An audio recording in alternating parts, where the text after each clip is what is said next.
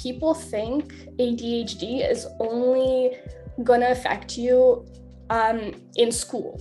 And you always, when I was younger, I always felt like I had a disadvantage, but I didn't know what it was exactly until like a year ago. I was still in my final year in school, and I discovered I have it. And I'm like, oh my God, my life makes so much more sense. If you feel like you're struggling way too much in comparison to the people around you, get help. Like, that is your number one. Like, go to your doctor, get diagnosed, like get help, because that is going to answer a lot of your questions and you're going to get a lot of closure from it.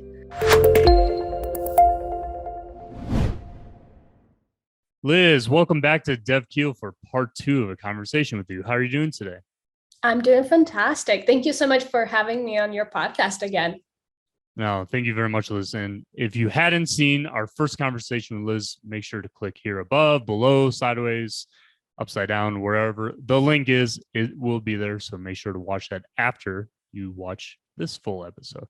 So Liz, on this particular conversation, we're going to focus on the theme of ADHD, which I think a lot of people, whether outspokenly or a little bit more discreetly, do suffer from, and sometimes don't want to maybe talk about it with other people or acknowledge it or admit it, etc. But fortunately, you are very open, or at least open enough to want to speak about this and how it's affected your life. So let's get into it.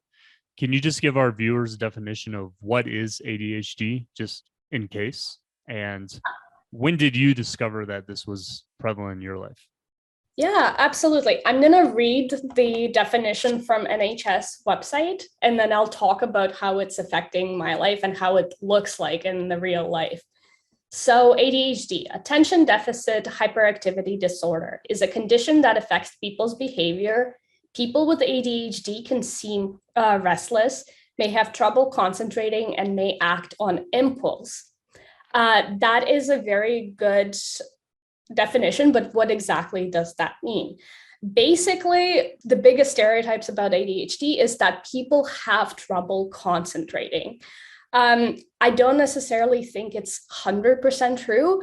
The problem is a lot of people have ADHD, they have trouble starting on things. For example, things like doing dishes, working on a project, studying for a test, like the getting started. The best way to describe it is that you're trying to climb over a wall, and every single person has to climb this invisible wall in your head in order to start an activity that you don't want to do. But some people have a higher wall to climb, like for people that have ADHD versus people that don't, they have a lower wall. And so it's kind of this unfortunate disadvantage that people with ADHD have. The way it works in the brain on a very simple level, it's all to do with the dopamine level. Basically, pretend you have a bucket of water and it's constantly pouring. That's the dopamine. For a normal person, if you have an activity to do, it would just pour in and kind of like stay there. Versus a person with ADHD, they have a hole in the bucket and the water constantly flows out. So it's harder to stay motivated and focused for specific activities. That said, for example, if I were to play a video game, it would stimulate my brain so much more. So I would be more focused on the video game versus doing homework for school or doing dishes. So that's kind of the definition of ADHD.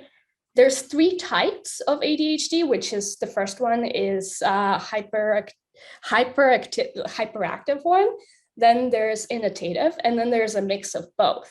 So for the first type, ADHD is basically you are constantly like, those people who always like are on the go, constantly moving, like tapping their leg all the time. That's like kind of the ADHD is showing like on the outside. Versus ADD, the inattentive type is basically it's all in your mind. And the best way to describe it is like your mind doesn't stop. Like you have 7 thoughts at the same time and you're mind is racing, you're constantly restless and tired because your brain never stops. And the third type is kind of a mix of both. And this is what the third type is what I have. I sometimes like it shows on the outside for me, but also mostly it happens in my head. And I have very difficult time starting with things. And also I have a ton of impulsive issues. I learned how to battle it with minimalism. I think minimalism is a wonderful tool for ADHD because I kind of like try to eliminate a bunch of distraction to see like, okay, this is important, I have to do this. But if I have a bunch of distractions, I can't quite focus on the most important things. And that's how I use minimalism in my everyday life to do just everything. With the type of ADHD that you talked about that pertains to you, how does it affect you in such a way that it makes you maybe uncomfortable or just frustrated on a daily basis, if that makes sense?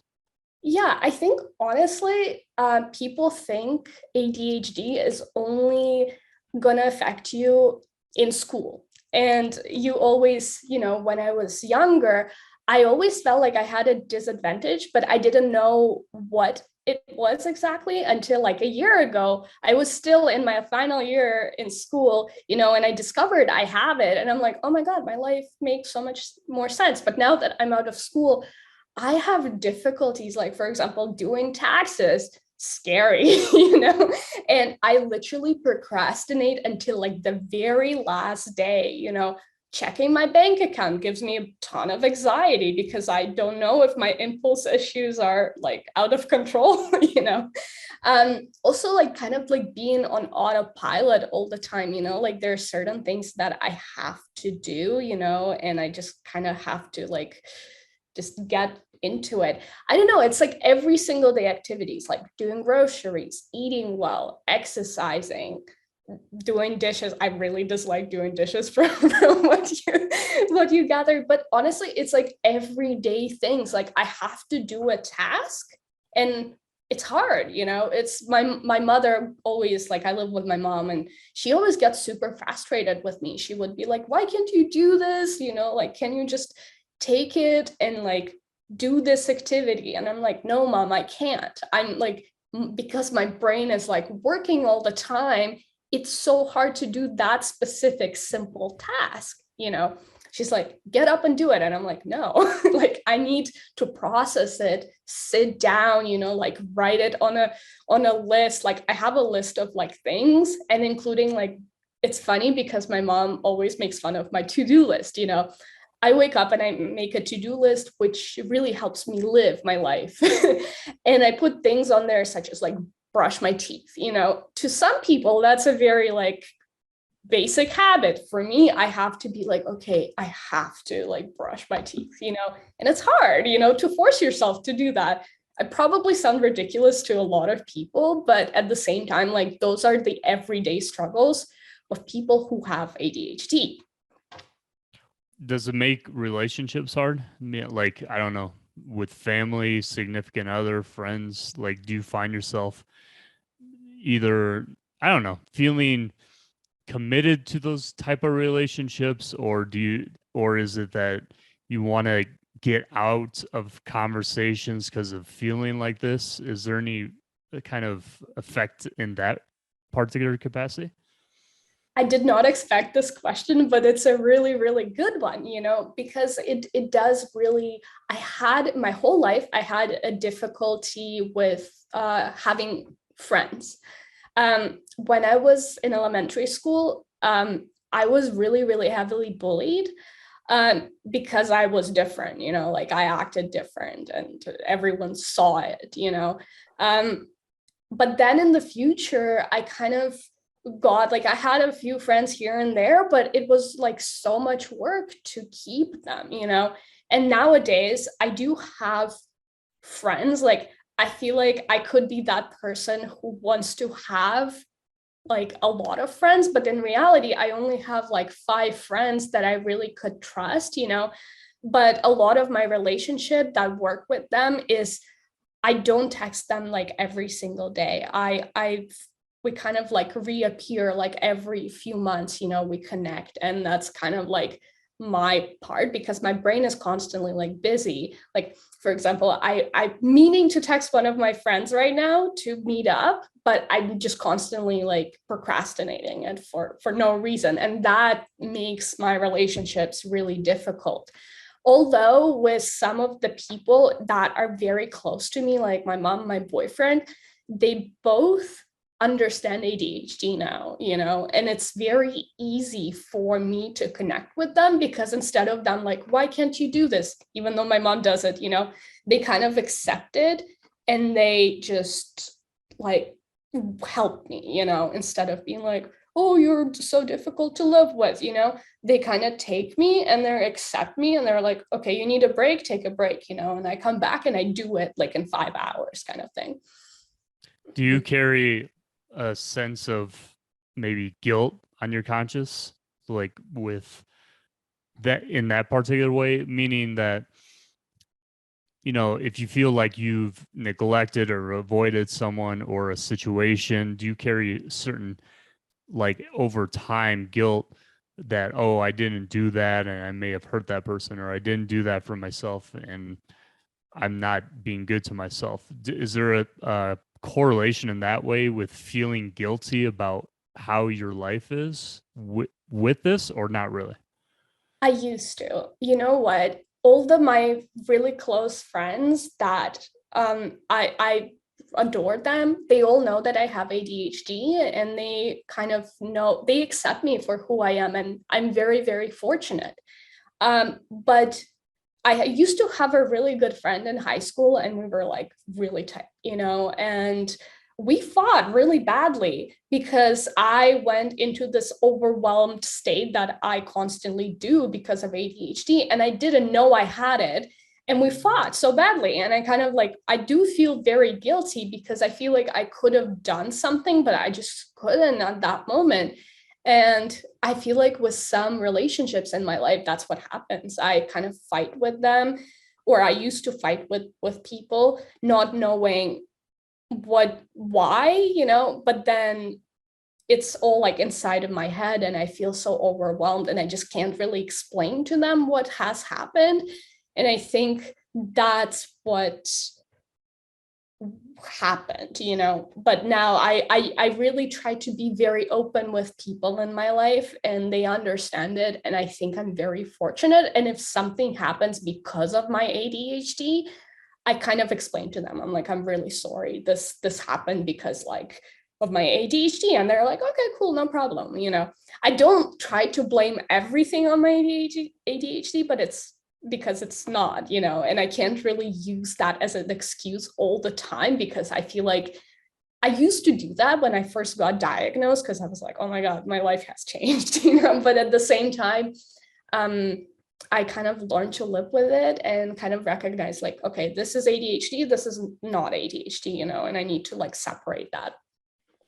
When you go to sleep at night, for example, is it hard to sleep? Like, do you need something to help you sleep, or even like when you wake up, do you wake up with anxiety? Because if there's that constant sort of activity going on, it seems like activity, right? Like just that doesn't find a certain resting place. Does it make the going to sleep and waking up feel really difficult in certain ways? For me, I have no problem falling asleep. And the reason why is because I really learned to have a very solid night routine. And that's what minimalism has taught me, that I need to have routines in order to thrive. But ironically, with ADHD, it's kind of hard to follow routines.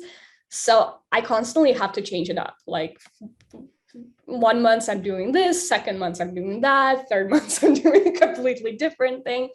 And I constantly like think about routines, and I'm like, I'm going to try this out, and I have boundaries before I go to bed. So I do check my phone, but I have it. iPhones, I think, are so awesome for having those focus modes. And I only text my boyfriend before I go to bed. That's it. Like no other notifications, because if I get a notification that like makes me very anxious, like they're like, can you do this for me? I'll be like up all night, you know? So I really set that boundary.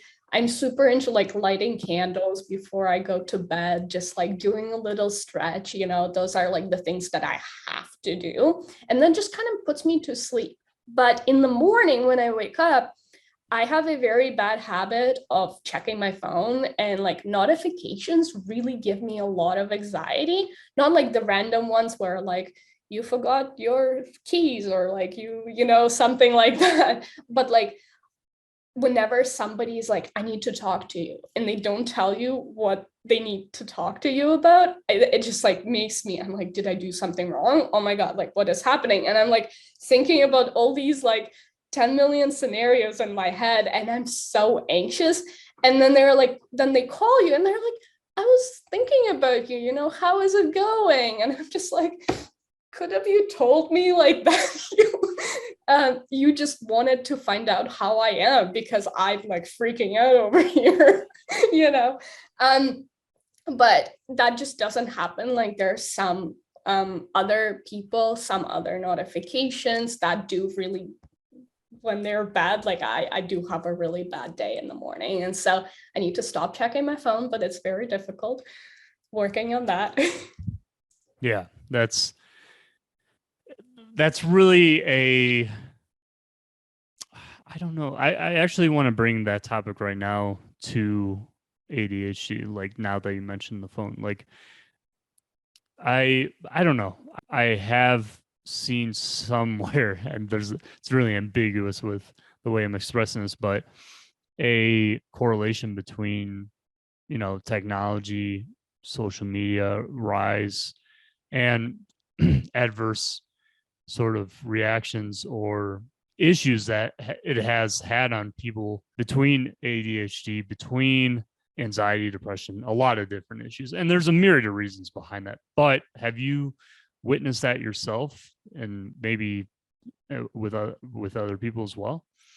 So originally, like when the doctors discovered ADHD, there was a study that happened, and they only used little white boys. And, you know, ADHD is very commonly diagnosed in males, the young males. And that's kind of the whole stigma, you know, if a little boy is like super hyperactive and being a kid, people are like, oh, you just have ADHD, but like not really, you know. With girls, it's harder to diagnose ADHD because it tends to be inattentive, where it's just all in your head and you don't actually show it in you, you know. With social media, though, it's really difficult to say because um, we're not really designed to be on social media, because there's like, they just suck you in and they want you to be on social media for hours. Like I remember I checked my phone this one time when I had a day off, and so I was on TikTok. And I do, you know, you have like the screen time on your phone. So I checked that and it's like 8 hours, and I'm just like, holy, I've been on TikTok for 8 hours today, like haven't eaten, you know. It's really insane. And I think social media is structured in a way that they want you to stay on it.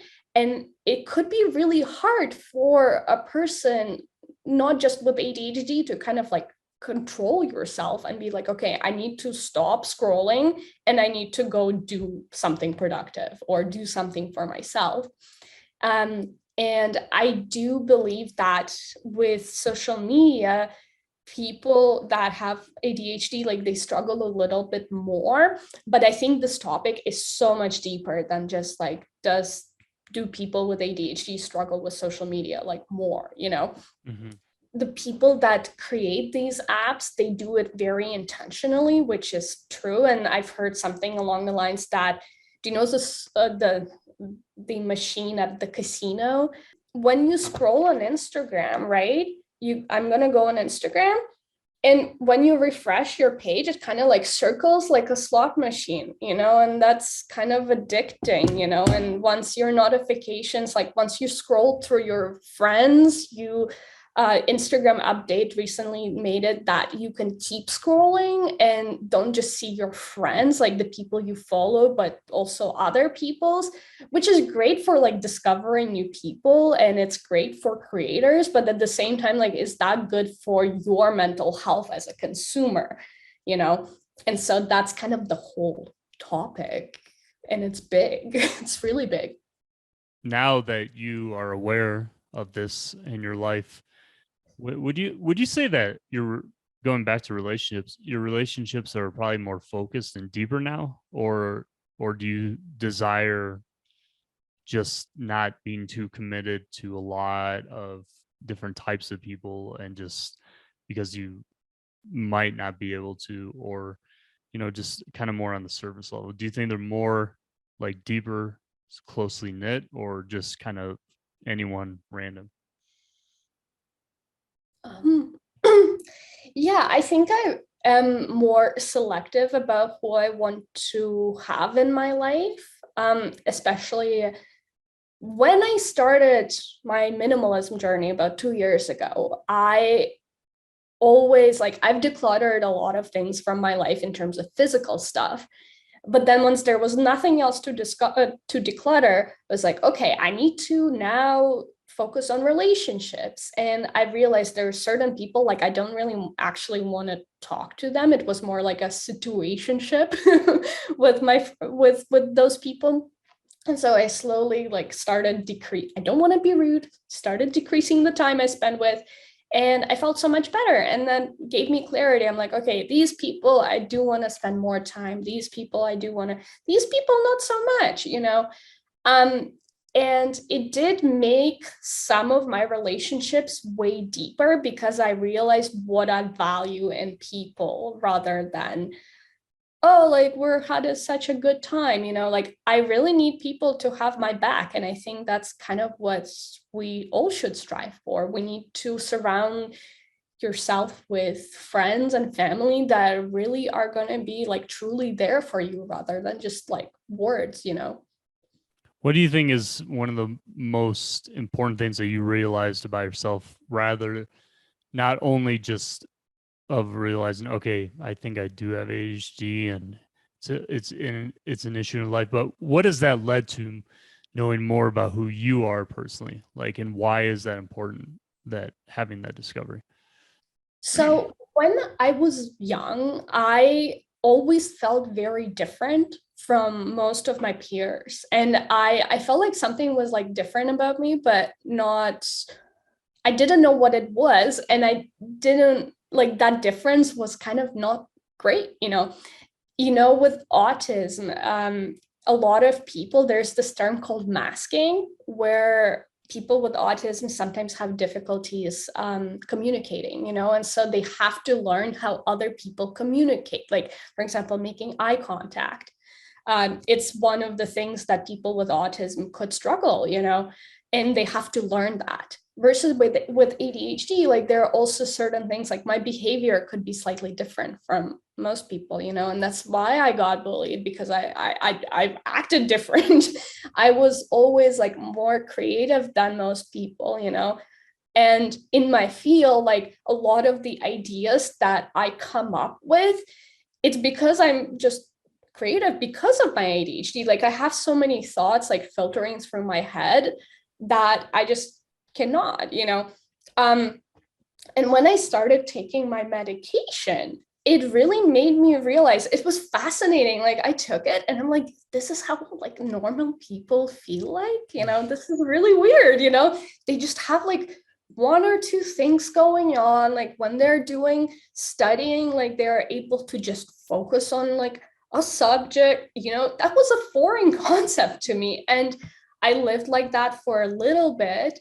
I felt really good, you know, but then also I kind of missed having like ADHD because my creativity was gone. So I needed to figure out the balance of like, how do I function like a normal human being and like mask, but yet like still be that special human with ADHD who comes up with these like really awesome ideas that often are not there in the room, you know.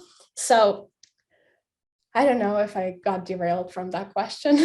No, but it's there's something interesting right there that you're saying in particular, because I don't want to come off and insinuate that having ADHD, like, oh, it's the worst thing in the world, it's bad, it's all, no, not at all. Because like, just like with what you're saying, especially in the realm of creativity, like having a lot of inspiration coming from your work, through art, through medium like music, etc. Like there's people that thrive on that and love that. So that's, I think something also that I would like to ask you is like, has it spurred on a new level of insight and creativity and perspective on a beautiful aspect of life itself that you think is unique from you, that you see, versus what other people maybe express and see themselves?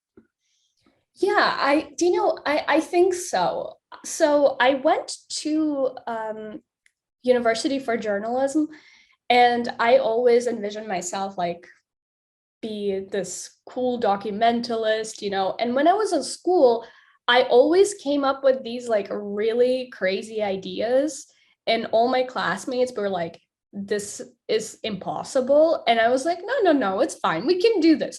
One of the examples we were doing, there was a change in the government, and there was this really awful policy that happened in Ontario, where I live. And I was like, okay, there's people protesting. Let's like bring a bunch of people into the studio, let them share the story, and see how what they are doing, and how they're battling with this policy. And literally everybody in my class except for one girl, they were like, no, we're not going to do that, that's too hard, and this one girl was like, no, let's do it. And having that like one support, we like pulled off like a 5-minute documentary about this specific policy and how it's like affecting people, at our university. And that was really, really awesome. And so having like that kind of mind where it's constantly thinking about these like crazy opportunities, it allows me to actually almost like follow through with them. But that said, a lot of people with ADHD have these thoughts and struggle with following through with these ideas because of like the starting like struggle. Yeah. So you really, as a person who has ADHD, you really need to figure out how to like take that thought, and whether it is like medicine, like if meds help you, great. Like, or if, for example, constantly changing up your routine helps you to like actually follow through, like it will truly make you a really cool creative and a really cool person that like could turn those those difficulties into your advantages, and you really could use those in your field, in your job, and your everyday life. Yeah, it's really interesting because it's about the application almost, right? I mean, I think in just anything in life is like, yeah, we can ruminate, we can think about, and have a lot of things coming in and through us, but really the application of what we do with those things really becomes the doing and the most important thing of what that all is. And actually, and we only have only a couple more questions, unfortunately, Liz, and it goes too quick, these conversations. But one of my last two is, firstly, going back to that, especially with minimalism, because there's a lot of the doing aspects. Doing meaning the intentionality of what you do versus not just doing a million things. What specifically, again, with minimalism, is it that has maybe put you and honed you in more tightly with how you want to intentionally live, and how that brings in a way of harnessing ADHD for the good part of it, right? Not the creative, like we're talking about and everything else, but which is superb. But I'm talking about the good of like settling the part down where you want to stay focused, if that makes sense.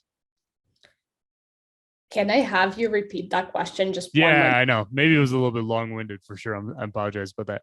But going back to minimalism itself, like how is it like in a maybe a couple of examples, how has it specifically helped you a bit more? Just elaborate on that to hone in that part of ADHD where it helps you focus a little bit more on a certain thing and want to have that accomplished, or at least part of your life, but in a very intentional way. So when I got diagnosed, I really didn't know what to do with myself, but I already discovered minimalism prior to getting diagnosed. And I truly used minimalism to declutter a lot of stress from my life. One of the reasons why I started minimalism is because I always felt so overwhelmed because there was just like all these things coming at me. And by decluttering, I truly settled in and I was like, okay, actually, I don't need to focus on all these crazy things. I just need to focus on like two things, and that's cool. One of the examples when I was starting my semester, like I got diagnosed, I had all these resources to help me. I I started school, and previously to that, I would have taken 6 courses and I would be like all over the place, constantly stressing, like with activities and with tests. But this time I said, like, I don't actually need to take 6 courses. Like, I don't need to be smart, like to appear smart. I instead let me focus on 4, do a really good job at them, and kind of like take that. I think my mindset changed rather than the way that I approach situations. Instead of like me, like, let's do everything. Now I'm like, okay, let's do 2 things, but really, really well. And I think that really, that mindset helped me to become the best version of myself. Liz, just to wrap up this episode, and I thank you so very much for being on again. It was absolute pleasure, and I thank you so much for talking about this topic in such with such lucidity and just openness and transparency. So thank you so much, and I think it'll absolutely help a lot of people. So great that to have you on, and look forward to another future episode with you. And I just want to conclude by, what would be your advice, and just very practically speaking, for people like who may feel and relate the same way that you feel day to day, like in the way, especially with focus and attention and things like that, and they just really want to hone in. What are some like practical tips that you can give them to say, okay, this helps me in this way when I really need to try to focus better or feel better in a certain way? This is the practice I do. Can you please give some examples of that? Yeah, sure. First of all, if you feel like you're struggling way too much in comparison to the people around you, get help. Like, that is your number one. Like, go to your doctor, get diagnosed, like, get help, because that is going to answer a lot of your questions and you're going to get a lot of closure from it. But also from like more day-to-day life, uh, use minimalism as a tool. If you constantly feel like you're super overwhelmed and you feel like there's like a lot of things going on, chances are you probably don't need to be focusing on everything at the same time. Like, try to minimize it and make your life just easier. Whether it is physical stuff, relationships, work, anything, there are always chances that there are a lot of things in your life that you don't need to be doing, and you can just minimize them. And if you've always wanted to do something, you are able to do now, because you probably have that empty space and you can fill your heart, with whether it is art or music, reading, or other like more meaningful relationships that you are able to fill your life with just joy. So truly try to minimize, and that will make your life better. That's so great. And go watch our first episode together, because Liz definitely goes into that topic, minimalism, a lot more. So I think you'll all very much enjoy it and understand that practical aspect of it, and really finding, I think, as well, from remember what you said the first time, what works for you, like, take some of Liz's advice to see what works for you. And if something does a pivot, but something that's good and comfortable and can make you in the end feel happy, because that's all we want really in the end of the day, is this a certain idea or feeling of happiness, right? So Liz, where can our viewers, our listeners of podcasts connect with you, follow you, know more about you? Can you please share all those sites, please? Absolutely. So my Instagram handle is Liz Shiro Minimalism. My YouTube is Liz Shiro. Those are the platforms that I mostly commonly post. I also wanted to say thank you, Devin, so much for such awesome questions. I had such a blast once again on this podcast, and I check out all of his other podcasts because they are super beneficial and very interesting. No, thank you, Liz. No, it's an absolute pleasure speaking with you again. You have just so much interesting and very helpful information to share with everyone. And I hope everyone will get the chance to listen to the whole episode, share it with your friends, families, neighbors, whoever, and really just, learn more about Liz. Go follow Liz. She has really interesting and helpful information she shares. So thank you so much, Liz. So greatly appreciate you again. Bye. Okay. And we'll see you all in the next episode. Take care, everyone. Click above to watch the first one again, first part one, and also go click below on Liz's links and follow her. Take care, everyone. Have a great day.